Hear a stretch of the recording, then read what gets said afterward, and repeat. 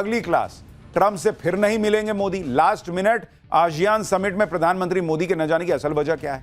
रूस वाले तेल पर ट्रंप का झूठ फिर पकड़ाया, कांग्रेस उछलती रह गई, पीएम मोदी ने फिर बाजी मार ली है क्या? अब इसका चैप्टर।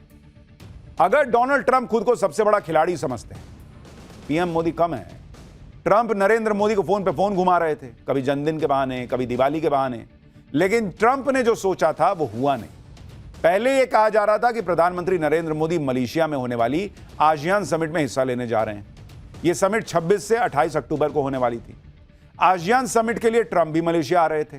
ट्रंप सोच रहे थे कि नरेंद्र मोदी से आसियान में मुलाकात हो जाएगी, लेकिन ट्रंप की सारी प्लानिंग धरी की धरी रह गई, क्योंकि अब आसियान में ट्रंप तो होंगे, लेकिन मोदी वहां खुद मौजूद नहीं होंगे। यानी लास्ट मिनट पे नरेंद्र मोदी ने खेला कर दिया। नरेंद्र मोदी से मिलने का ट्रंप का इंतजार धीरे धीरे लंबा होता जा रहा है। पहले कनाडा में G7 समिट से लौटते वक्त ट्रंप ने पीएम मोदी से अमेरिका आकर मिलने की गुजारिश की थी। पीएम मोदी ने कहा नहीं, बहुत बिजी हूं, अभी नहीं आ पाऊंगा। फिर गाजा पीस समिट में ट्रंप ने पीएम मोदी को न्योता भेजा कि देखिए सब आ रहे हैं, आप भी आइए। ट्रंप का गेम प्लान पीएम मोदी समझ चुके थे कि आदमी कहीं भी अलाय बलाय बोलता है, और ये भारत है, पाकिस्तान तो है नहीं, और ये मोदी है, शहबाज शरीफ तो है नहीं कि ट्रंप बुलाएगा और एकदम कसीदे पढ़ने लगे। तो पीएम मोदी ने विदेश राज्य मंत्री को भेज दिया, खुद गए ही नहीं। अब ट्रंप उम्मीद लगाए बैठे थे कि आसियान समिट में उन्हें पीएम मोदी से मुलाकात का मौका मिलेगा, लेकिन यहां भी पीएम मोदी ने जाने का फैसला लास्ट मिनट पर टाल दिया। पीएम मोदी ने लास्ट मिनट में आसियान में जाने का फैसला क्यों टाला? कांग्रेस इस फैसले को लेकर क्यों उछल रही है? रूस वाले तेल पे ट्रंप का कौन सा नया झूठ पकड़ा गया कि कांग्रेस उछलती रह गई और पीएम मोदी ने बाजी मार ली क्या? ये सब आपको दिखाऊंगा, लेकिन पहले झलक देखिए।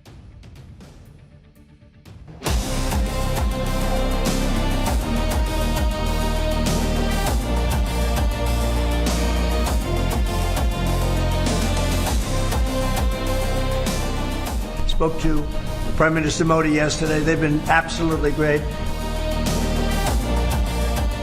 Modi is a great man. That he loves Trump now, and he's assured me there will be no oil purchased from Russia. I spoke with Prime Minister Modi of India, and he said he's not going to be doing the Russian oil thing. So.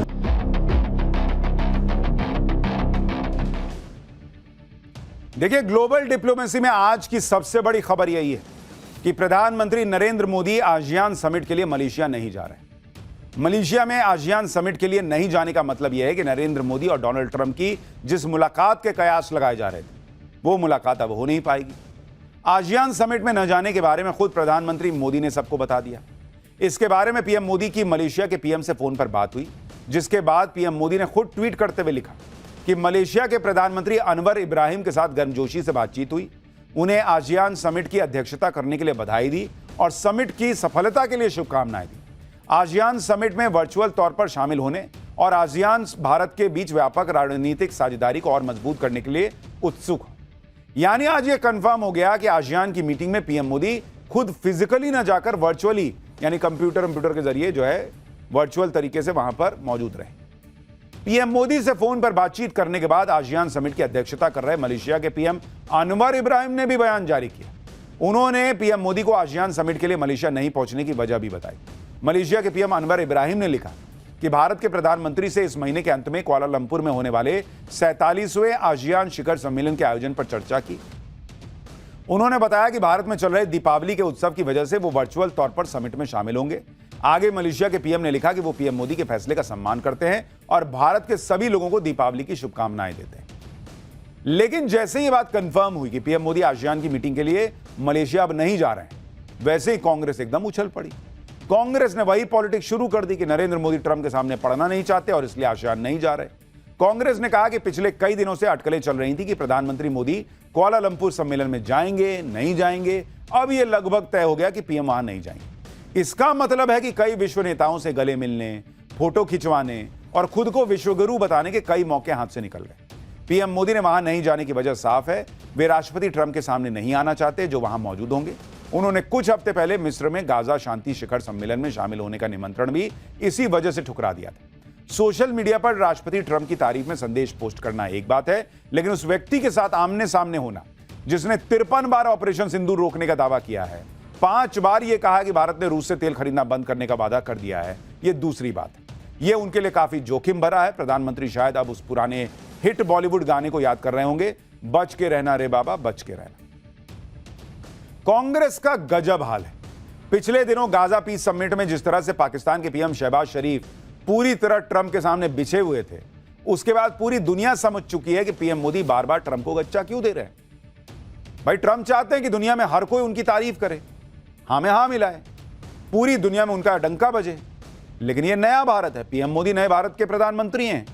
ऐसे में ASEAN summit से दूरी बनाने के पीछे PM Modi के master plan को समझना जरूरी है। ग्लोबल डिप्लोमेसी के जानकार भी मान रहे हैं कि अगर पीएम मोदी आसियान समिट के लिए मलेशिया जाते तो ट्रंप के साथ उनकी मुलाकात हो सकती थी। और जिस तरह ट्रंप की अनप्रिडिक्टेबल इमेज बनी हुई है, ट्रंप जिस तरह से बयान देते हैं, उससे भारत और अमेरिका के बीच संबंधों को और जोखिम पैदा हो सकता था। ऐसे में जानकारों का मानना है कि जब तक भारत और अमेरिका के बीच ट्रेड डील फाइनल ना हो जाए, तब तक ट्रंप के साथ सीधी बैठक से बचना ही बेहतर है, क्योंकि ट्रेड डील पर दोनों पक्षों की तरफ से तय डेलीगेशंस के बीच ही आपसी बातचीत से सहमति बननी चाहिए। जबकि ट्रंप के हाल के फैसले ये दिखाते हैं कि वो किसी भी डील का क्रेडिट खुद लूटने के लिए सार्वजनिक मंच पर अपनी शर्तें मनवाना चाहते हैं, और इसके लिए किसी भी हद तक जा सकते हैं। क्योंकि जब से ट्रंप दोबारा राष्ट्रपति बने, इस बात से परेशान है कि वो रूस और यूक्रेन के बीच युद्ध रुकवा नहीं पा रहे। उस पर ट्रंप का मानना है कि रूस से तेल खरीदकर भारत उसकी आर्थिक तौर पर मदद कर रहा है। यानी क्लियर है बॉस, खाली ट्रंप के सामने न पड़ने की बात होती तो भाई पीएम मोदी शुरू में ही कह देते कि नहीं, हम तो नहीं जा रहे हैं।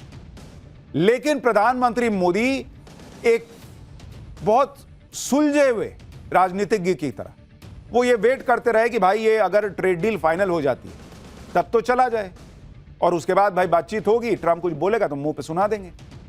लेकिन जब ट्रेड डील अभी तक फाइनल नहीं हो पाई तो भाई ऐसे सनकी आदमी के साथ वहां जाएंगे, आप वो कुछ बोलेगा, आप बोलेंगे। और ये दो देश हैं बॉस, लाखों करोड़ों लोगों की जिंदगी, उनका रोजगार, उनसे बहुत सारी चीजें जुड़ी हुई हैं।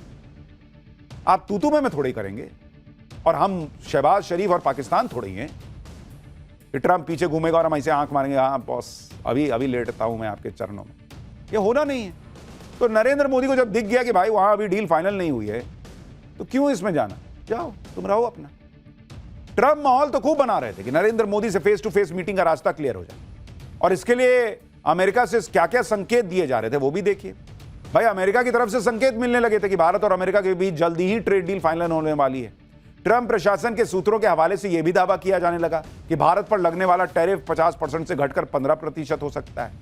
दरअसल रूस से तेल खरीदने का हवाला देकर ट्रंप ने अगस्त में भारत पर लगने वाला टैरिफ 50% कर दिया था बढ़ाकर।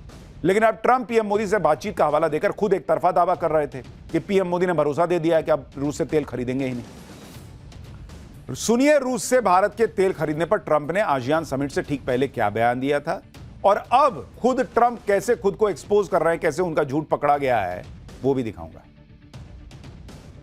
Talking to him about it. I think it's a little bit of a different talk. India, as you know, has told me they are stop. You know, it's a process. You can't just stop it. But by the end of the year, they'll be down to almost nothing.